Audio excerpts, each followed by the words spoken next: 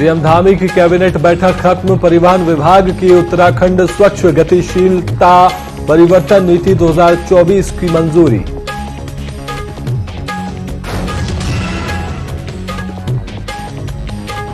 लोकसभा चुनाव से पहले उत्तराखंड दौरे पर आ सकते हैं भाजपा के बड़े नेता।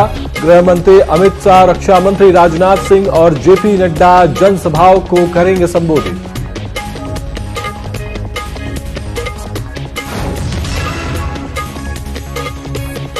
रुड़की के ज्ञानदीप आश्रम में आयोजित महारुद्र यज्ञ में शामिल हुए सीएम धामी। महामंडलेश्वर स्वामी यत्रिदानंद से की मुलाकात।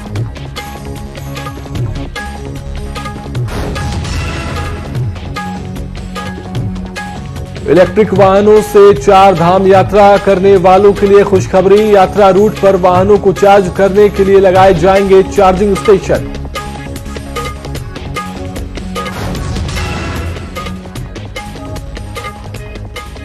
हरिद्वार लोकसभा सीट से भाजपा ने पूर्व सीएम त्रिवेंद्र सिंह को बनाया प्रत्याशी। समर्थकों ने ओम घाट पर मां गंगा को किया दुग्धाभिषेक, वहीं जीत के लिए की कामना।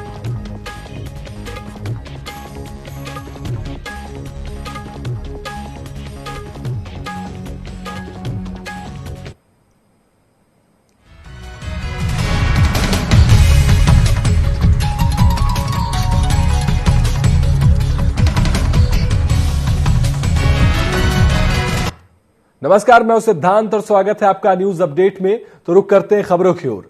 तो सीएम धामी की अध्यक्षता में सचिवालय के सभागार में कैबिनेट बैठक संपन्न हुई। बैठक में कई प्रस्ताव रखे गए, जिसमें से महत्वपूर्ण प्रस्तावों पर कैबिनेट की मुहर लगी, जिनमें संस्कृति शिक्षा विद्यालयों में भर्ती से संबंधित संशोधन, पुराने वाहनों के लिए परिवहन नीति में संशोधन, वन पंचायत का संशोधन, वही नियमावली, हरिद्वार में एक यूनिटी मॉल बनने को मंजूरी और कुटुंब न्यायालय में भर्तियों के साथ ही हरिद्वार और रुड़की में पारिवारिक न्यायालय बनने के लिए कैबिनेट की मंजूरी मिली है।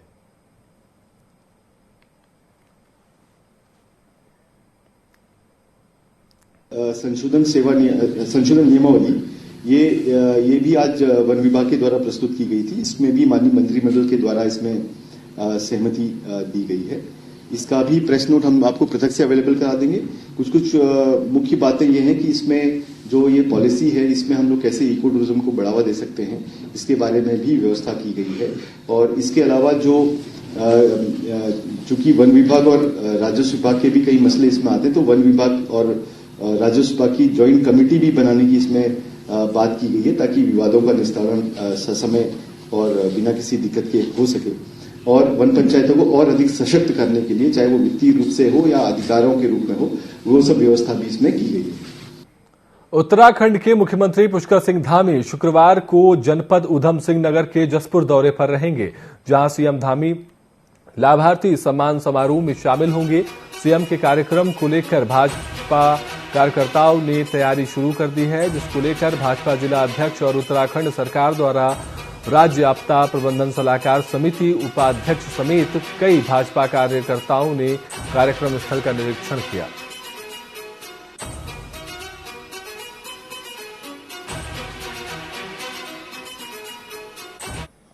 विशेष तौर पे केंद्र सरकार और हमारी राज्य सरकार के द्वारा बहुत नीचे स्तर तक हर व्यक्ति तक जिस तक जो परेशानी थी उसको वो लाभ देने का प्रयास किया है। अनेकों लाभ है, उन लाभ के द्वारा व्यक्ति लाभार्थी बना है।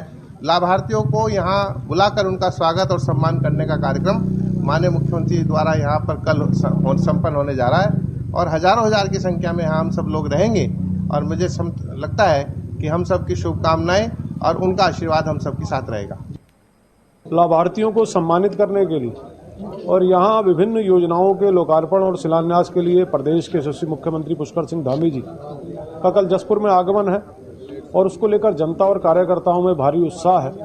और कल बहुत ही भव्य दिव्य कार्यक्रम कल जसपुर में होने जा रहा है और मुझे लगता है कि अभी तक के जसपुर के इतिहास में सबसे बड़ा यहाँ पर कार्यक्रम होने जा रहा है। और जैसा मैंने आपको बताया, ये लाभार्थी सम्मान समारोह, यानी कि जो हमारे लाभार्थी हैं उनको सम्मानित करने का काम, उनसे संवाद करने का काम कल जसपुर में किया जाएगा। मुख्यमंत्री पुष्कर सिंह धामी गुरुवार को ज्ञानदीप आश्रम रुड़की में चल रहे महारुद्र यज्ञ में शामिल होने पहुंचे, जहां उन्होंने महामंडलेश्वर स्वामी यतीन्द्रानंद से मुलाकात की और उनका स्वागत भी किया। इसी दौरान तमाम भाजपा के नेताओं ने भी शिरकत की।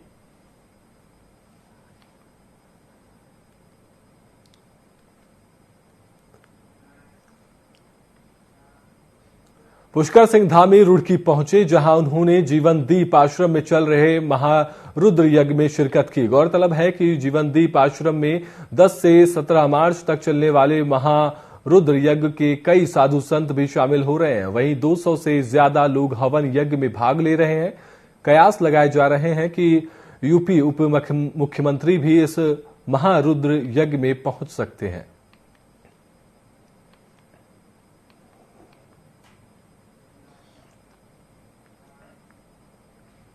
पूर्व मुख्यमंत्री त्रिवेंद्र सिंह रावत को हरिद्वार लोकसभा का प्रत्याशी बनाए जाने के बाद उनके समर्थकों में भारी उत्साह है। समर्थकों ने ओम घाट पर मां गंगा का दुग्धाभिषेक किया और मां गंगा से त्रिवेंद्र सिंह रावत की जीत की कामना की। इसी दौरान भारतीय जनता पार्टी के पूर्व प्रदेश महामंत्री हरजीत सिंह ने कहा कि लोकसभा चुनाव में भाजपा के कार्यकर्ता एकजुट होकर चुनावी मैदान में उतरेंगे और त्रिवेंद्र सिंह रावत को 5 लाख से भी ज्यादा मतों से विजयी बनाएंगे।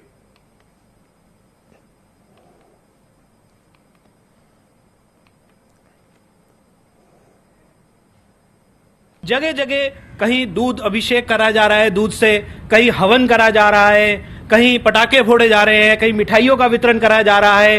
अन्य अन्य कार्यक्रम भारतीय जनता पार्टी के कार्यकर्ताओं द्वारा हरिद्वार लोकसभा के अंदर किए जा रहे हैं और इस बार हमने ये लक्ष्य रखा है कि 5 लाख से अधिक मतों से हम त्रिवेंद्र सिंह रावत जी को हरिद्वार लोकसभा से विजयी बना के भेजेंगे और हमारे सांसद के रूप में वो यहां से विराजमान होंगे और हम उनकी लंबी उम्र की दीर्घ आयु की भगवान से प्रार्थना भी करते हैं। जगह जगह कैबिनेट मंत्री गणेश जोशी ने मसूरी विधानसभा क्षेत्र के चुनावी कार्यालय का उद्घाटन किया। इस दौरान पर प्रदेश महामंत्री संगठन अजय कुमार भी उपस्थित रहे। कार्यकर्ताओं को संबोधित करते हुए केंद्रीय मंत्री गणेश जोशी ने टिहरी लोकसभा से भाजपा प्रत्याशी को जीत का दावा करते हुए 400 पार का नारा साकार करने की बात कही।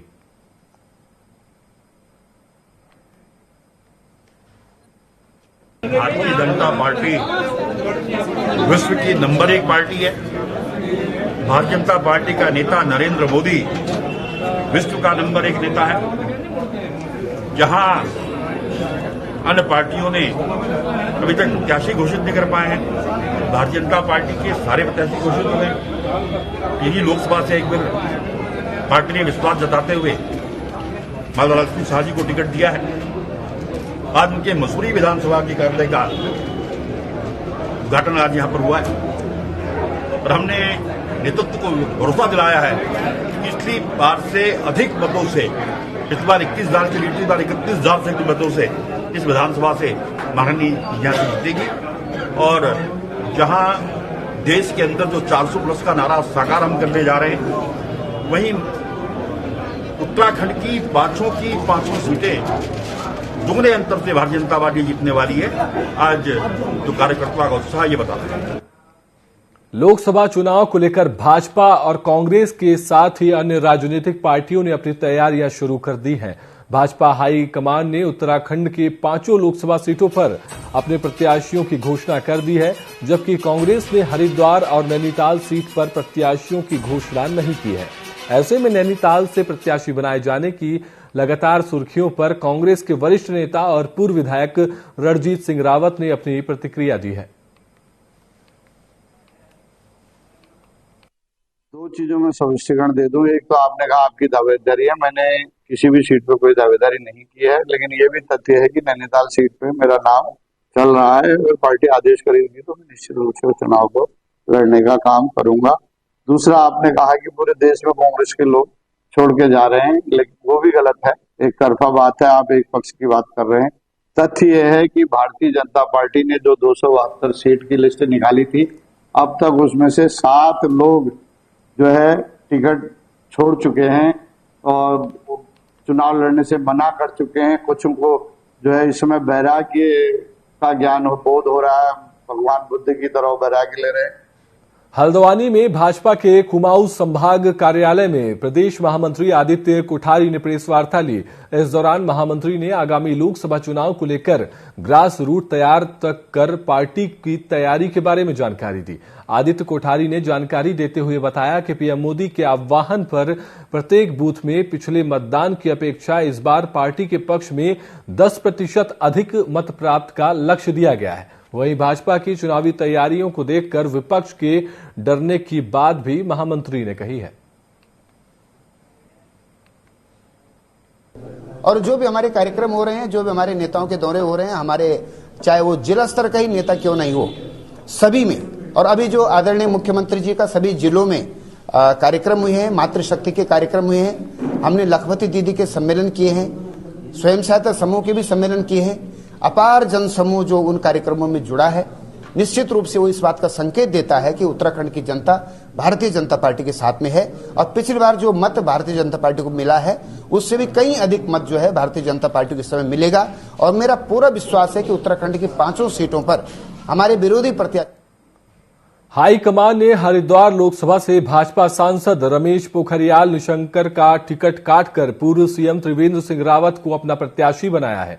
वहीं रमेश पोखरियाल के टिकट काटे जाने को लेकर राज्यसभा सांसद कल्पना सैनी का बड़ा बयान सामने आया है, जिसमें उन्होंने कहा कि भारतीय जनता पार्टी कार्यकर्ता आधारित पार्टी है। भाजपा में टिकट कटने से कुछ नहीं होता। भाजपा में जिससे भी टिकट दिया जाता है सभी मिलकर अपने प्रत्याशी को चुनाव जिताने का काम करते हैं। और त्रिवेंद्र रावत जी भी हमारे पूर्व मुख्यमंत्री हैं, रमेश पोखरियाल निशंक जी भी हमारे पूर्व मुख्यमंत्री थे। भारतीय जनता पार्टी के कार्यकर्ताओं का एकमात्र प्रत्याशी कमल का फूल होता है। उसके लिए हम सब मिलकर के कार्य करते हैं। ये कार्य हाईकमान के स्तर का है। हो सकता है उनको किसी अन्य कार्य के लिए हमारे पूर्व सांसद जी की आवश्यकता पड़ रही है और इसलिए उन्होंने उनके स्थान पर त्रिवेंद्र रावत जी को भेजा। इसके लिए हम एक दिन की तैयारी नहीं होती, सदा तैयारी होती है और हम पूरी तरह से तैयार। रुकेंगे छोटे से ब्रेक के लिए, जल्द लौटते हैं।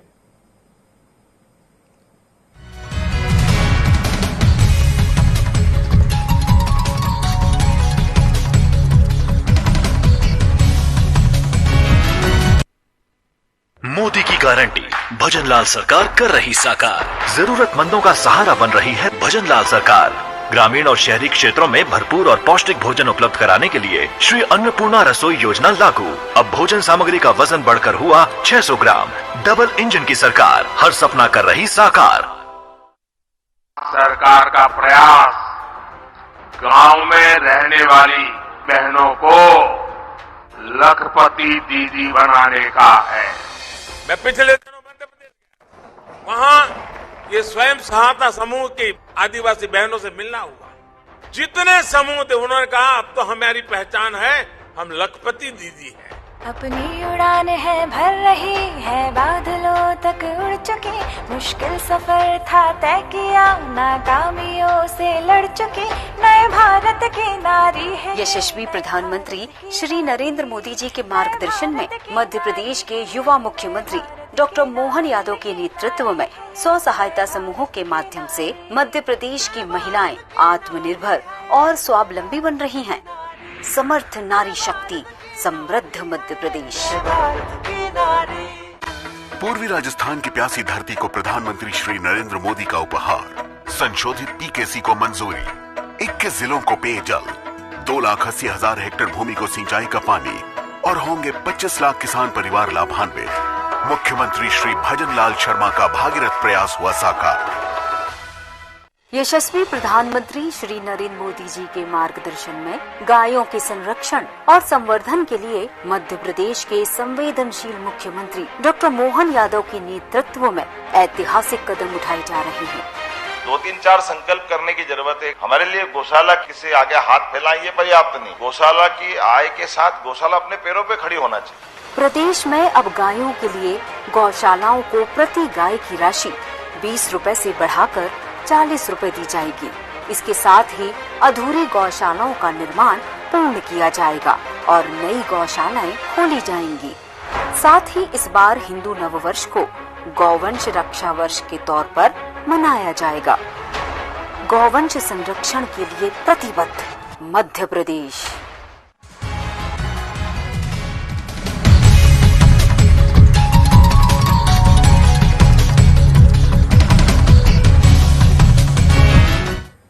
ब्रेक के बाद आपका स्वागत है। बढ़ते हैं खबरों की ओर। गढ़वाल संसदीय सीट से भाजपा ने पूर्व राज्यसभा सांसद अनिल बलूनी को अपना प्रत्याशी घोषित किया है। भारतीय जनता पार्टी की जिला अध्यक्ष ने कहा कि पार्टी के शीर्ष नेतृत्व की ओर से उन्हें यह जिम्मेदारी दी गई है और अब पार्टी के सभी पदाधिकारी और कार्यकर्ता अपनी तैयारी में जुट गए हैं। भाजपा जिला उपाध्यक्ष ने बताया कि शुक्रवार को पौड़ी के रामलीला मैदान में कार्यक्रम आयोजित करेंगे। कार्यक्रम में अनिल बलूनी माउंटेन म्यूजियम का शिलान्यास करेंगे। इसके अलावा पार्टी के पदाधिकारी और कार्यकर्ताओं के साथ आगामी लोकसभा चुनाव को लेकर बैठक भी आयोजित की जाएगी। भारतीय जनता पार्टी के जो गढ़वाल लोकसभा के प्रत्याशी घोषित हुए हैं, आदरणीय अनिल बलूनी जी पौड़ी पहुंच रहे हैं। कल उनका कार्यकर्ताओं से भेंट वार्ता का कार्यक्रम है और उसके अलावा अनिल बलूनी जी ने जो अपनी सांसद निधि से 15 करोड़ रुपए तारामंडल के लिए दिए हैं, उस तारामंडल का अनिल बलूनी जी द्वारा शिलान्यास किया जाना है। भारतीय जनता पार्टी के कार्यकर्ताओं में बहुत जोश है और सारे कार्यकर्ता उनके इस कार्यक्रम की तैयारी में जुटे हैं। बहुत बहुत धन्यवाद करते हैं कि अनिल बलूनी जी को इस गढ़वाल लोकसभा से टिकट मिला है और उनके जैसे कि आप देख रहे हैं कि पिछले 6 साल के कार्यकाल में जो भी उन्होंने राज्यसभा सांसद होने के बावजूद भी जो कार्यक्रम किए हैं वो सराहनीय हैं और उनके टिकट को लेकर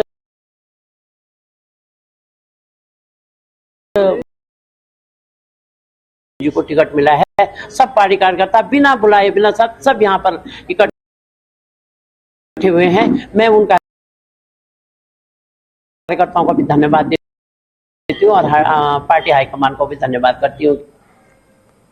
पौड़ी लोकसभा सीट पर भाजपा ने अनिल बलूनी को प्रत्याशी बनाया है, जिसको लेकर रामनगर विधायक ने प्रेस वार्ता की। इस दौरान उन्होंने कहा कि निश्चित तौर पर प्रदेश में यह लोकसभा सीट अनिल बलूनी के नेतृत्व में एक नया इतिहास रचेगी।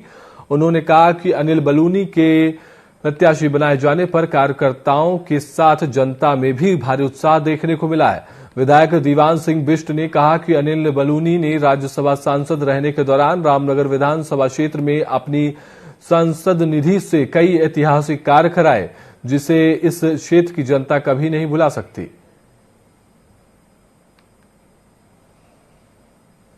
सीट से एक ऐसे व्यक्तित्व को, ऐसे शख्स को टिकट दिया है जो जनता में लोकप्रिय हैं, जनता के बीच में रहने वाले हैं और राष्ट्रीय स्तर के नेता हैं।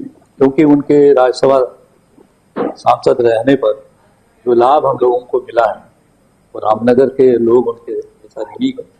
आज समय आया है ऋण चुकाने का, तो मैंने अभी जैसे पहले भी कहा कि मैं गांव गया था, 2-3 गांव, तो एक जगह आदमी को मिला है सीट से। उत्तराखंड में लोकसभा चुनाव के लिए बीजेपी के सभी 5 उम्मीदवारों की घोषणा हो गई है। ऐसे में अब वे केंद्र और राज्य द्वारा संचालित सरकारी योजनाओं के लाभार्थियों से संपर्क कर उन्हें बोनस वोट के रूप में पार्टी में शामिल करने की कोशिश कर रहे हैं कि चाहे किसी योजना का कोई लाभार्थी है, संगठन के लोग उससे संपर्क अवश्य करेंगे। संगठन ने इसके लिए जिम्मेदारी तय कर दी है। यह आवास योजना, किसान सम्मान निधि योजना, उज्ज्वला योजना समेत मुफ्त खाद्यान्न योजना के लाभार्थियों से संपर्क किया जा रहा है। प्रदेश प्रवक्ता बताते हैं कि प्रत्येक लाभार्थी से संपर्क किया जा रहा है। प्रधानमंत्री नरेंद्र मोदी को तीसरी बार प्रधानमंत्री बनाने के लिए आगे भी काम करेंगे। उत्तराखंड राज्य में लाभार्थी संपर्क कार्यक्रम भारतीय जनता पार्टी चला रही है। हमारी जो केंद्र की योजनाएं हैं और राज्य की योजनाएं हैं, उत्तराखंड राज्य में फलीभूत हो रही हैं और राज्य के लोग उसका लाभ ले रहे हैं। जितने भी कार्यक्रम चल रहे हैं, चाहे प्रांत की सरकार के हों, चाहे केंद्र की सरकार के हों, उसके जो लाभार्थी हैं उन सब का ही मन है कि जिस पार्टी और जिस सरकार से उनको लाभ मिल रहा है उसको दोबारा स्थापित किया जाए। इसलिए हमें पूरा भरोसा है, विश्वास है कि जो लाभार्थी हैं राज्य के, वो सभी लोग भारतीय जनता पार्टी पर भरोसा करेंगे, आशीर्वाद देंगे।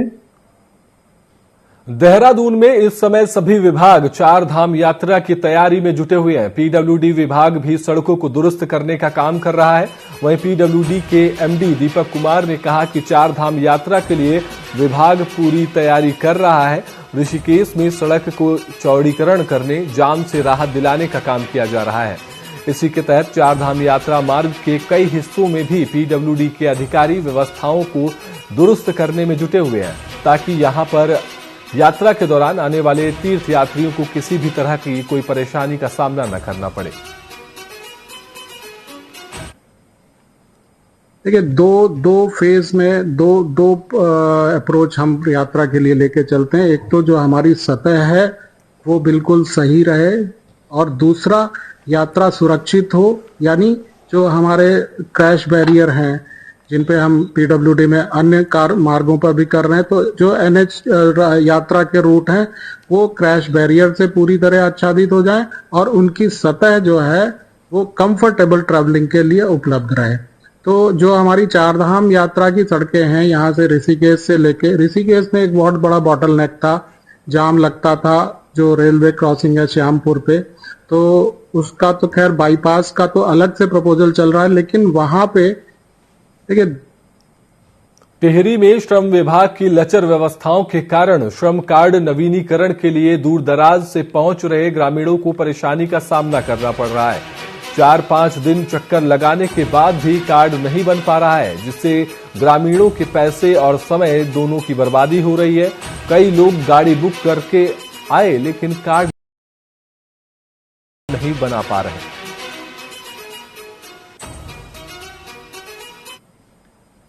पांच दिन हो गए पर मैं तो वैसे बीपी की दवाई खा रहा हूँ और वैसे मेरी तबीयत खराब हो रही है। कोई सुविधा नहीं सरकार की है। मांग ये कर रहा हूँ कि इतना भीड़ मत करो और अलग अलग ब्लॉक में अलग वो दे दो सबके लिए, एक मेरे लिए नहीं सबके लिए।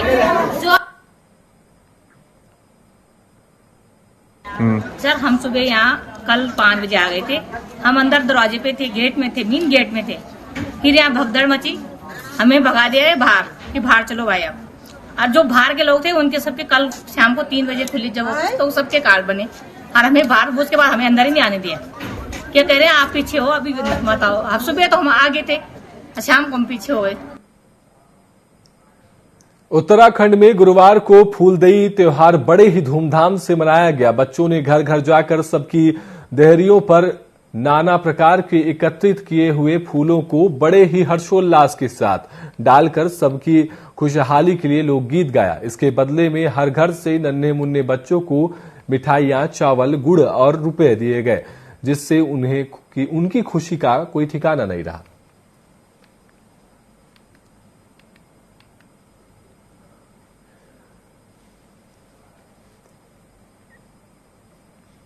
रुद्रपुर मुख्यालय स्थित थाना ट्रांजिट कैंप क्षेत्र में नाबालिग से दुष्कर्म का मामला सामने आया है। पुलिस को तहरीर देकर पीड़िता की मां ने मुकदमा दर्ज कराया है। आरोपी ने 2 साल पहले उसकी 6 साल की बेटी को बहला फुसलाकर अपने साथ ले गया था। अब उसकी 15 साल की बेटी को भी अपने घर से ले गया और आरोप है कि उसने उसकी दोनों बेटियों से दुष्कर्म किया, जिसका विरोध करने पर आरोपी ने उसके साथ मारपीट की। फिलहाल पुलिस ने मुकदमा दर्ज करते हुए आरोपी को गिरफ्तार कर जेल भेज दिया।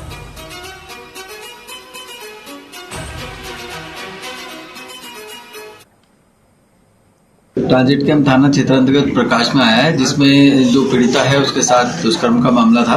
इसमें जो अभियुक्त है उनको अरेस्ट करके माननीय न्यायालय के समक्ष प्रस्तुत किया गया था। निर्णय वो फिलहाल अभी न्यायिक परीक्षा में है और मैटर अंडर इन्वेस्टिगेशन है। इसमें यदि और भी कोई पीड़िता या और भी कोई इसमें फैक्ट सामने आते हैं तो उसके हिसाब से भी इसमें अग्रिम कार्रवाई की जाए। ऊधम सिंह नगर की खटीमा पुलिस ने दुष्कर्म के आरोपी को गिरफ्तार कर लिया है।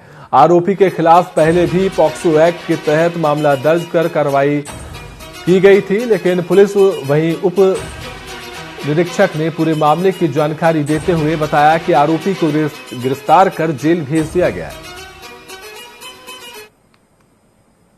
13 अप्रैल 2024 को धारा 377 और पॉक्सो एक्ट का मुकदमा कायम किया गया था।